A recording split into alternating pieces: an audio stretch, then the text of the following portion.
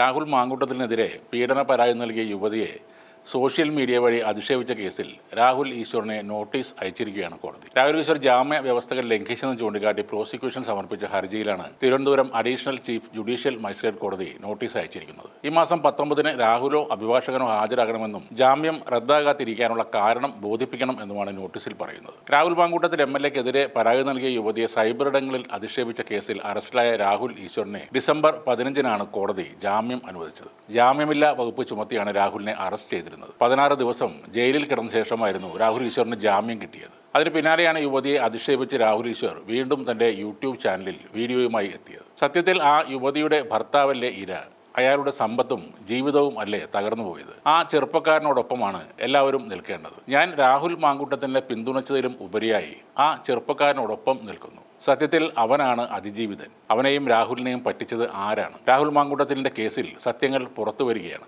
എന്നെപ്പോലെ 1% ആളുകൾ മാത്രമാണ് സത്യം വിളിച്ചു പറയുന്നത്. കള്ളപ്പരാതികൾക്കെതിരെ നമുക്ക് പ്രതിരോധം തീർക്കാം. ഇതായിരുന്നു രാഹുൽ ഈശ്വർ ആ വീഡിയോയിൽ പറഞ്ഞത്. സമൂഹ മാധ്യമങ്ങളിലൂടെ അതിജീവിതയെ വ്യാജ അതിജീവിതയെന്ന് വിളിച്ചെന്നും ഇത് ആ യുവതിയിൽ ഭയവും മാനസിക സമ്മർദ്ദവും ഉണ്ടാക്കിയെന്നും തിരുവനന്തപുരം സൈബർ പോലീസ് നൽകിയ അപേക്ഷയിൽ പറയുന്നുണ്ട്. ജാമ്യത്തിലിറങ്ങിയ രാഹുൽ ഈശ്വർ സമൂഹ മാധ്യമങ്ങളിലൂടെ തന്നെ അപമാനിക്കും വിധം പ്രതികരണങ്ങൾ നടത്തിയെന്ന് അതിജീവിത പോലീസിൽ പരാതിയും നൽകിയിരുന്നു. ഈ പരാതി അന്വേഷിച്ചാണ് പോലീസ് കോടതിയിൽ അപേക്ഷ നൽകിയത്. ജാമ്യ വ്യവസ്ഥകൾ ലംഘിക്കും വിധം അതിജീവിതയെ അപമാനിച്ചു. ഇത് പൊതുസമൂഹത്തിൽ അതിജീവിതയ്ക്ക് അവഹേളനത്തിനും അപമാനത്തിനും ഇടയാക്കി. പരാതിയുമായി ബന്ധപ്പെട്ട തുടർ നടപടികളിൽ നിന്നും അതിജീവിതയെ പിന്തിരിപ്പിക്കുക എന്ന ഉദ്ദേശത്തോടെയാണ് രാഹുൽ ഈശ്വറിൻ്റെ അപമാനിക്കലെന്നും അപേക്ഷയിൽ സിറ്റി സൈബർ പോലീസ് പറഞ്ഞിട്ടുണ്ട്.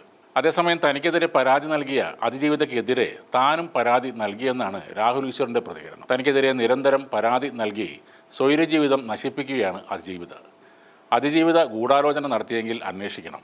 10-ാം തീയതി ശ്രീകാര്യം പോലീസ് സ്റ്റേഷനിൽ നൽകിയ പരാതിയിൽ ഇതുവരെ നടപടി എടുത്തിട്ടില്ല. 19-ന് ഹാജരാകണമെന്ന കോടതിയുടെ നോട്ടീസ് ഇപ്പോൾ വന്നിട്ടുണ്ടോ എന്ന് അറിയില്ലെന്നും രാഹുൽ ഈശ്വർ മാധ്യമങ്ങളോട് പറഞ്ഞിരുന്നു. പലപ്പോഴും എന്നല്ല എല്ലായ്പ്പോഴും ഓരോ കേസിലെയും പ്രതികൾക്ക് ഒപ്പം നിൽക്കുന്ന ഒരു സവിശേഷ വ്യക്തിത്വമാണ് രാഹുൽ ഈശ്വർ. അദ്ദേഹത്തിൻ്റെ പ്രധാന മേലുല്ലാസം തന്ത്രി കുടുംബം എന്നതാണ്. ഇപ്പോൾ ഈ കുടുംബത്തിലെ പ്രധാനിയും ജയിലിൽ തന്നെയാണ്. ശബരിമല അയ്യപ്പൻ്റെ സ്വർണം കെട്ട കേസിലാണ് ശബരിമല തന്ത്രി ഇപ്പോൾ ജയിലിൽ കിടക്കുന്നത്. കോടിക്കണക്കിന് അയ്യപ്പ വിശ്വാസികളെ ശബരിമലയിലെ ഈശ്വര ചൈതന്യത്തിന്റെ പേരിൽ വർഷങ്ങളായി വിഡ്ഢികളാക്കിയവരാണ് ഈ തന്ത്രികൾ. ആ പേരിൽ കോടികൾ ഉണ്ടാക്കിയിട്ടും ഒടുവിൽ ക്ഷേത്ര ശ്രീകോവിൽ വരെ കൊള്ളയടിക്കാൻ കൂട്ടുനിന്നവരുമാണ് തന്ത്രി കുടുംബം. അയ്യപ്പന്റെ പിതൃസ്ഥാനം ഉള്ളവരാണ് തന്ത്രികൾ. അങ്ങനെയുള്ളവരാണ് സ്വന്തം വീട് പോലെ കരുതേണ്ട ഈ ക്ഷേത്രത്തിൽ നിന്നും കൊള്ളയടിക്കാനായി മൗനാനുവാദം നൽകിയത്. ഈ തന്ത്രി കുടുംബത്തിലെ ചില വിശേഷങ്ങൾ നോക്കിയാൽ കേരളത്തിലെ ആദ്യ വനിതാ ഗുണ്ട എന്നറിയപ്പെടുന്ന ശോഭ ജോണിന്റെ ഫ്ളാറ്റിൽ പോയി ഹണി ട്രാപ്പിൽപ്പെട്ട് പോലീസ് പിടിയിലായത് കണ്ഠരർ മോഹനരാണ്.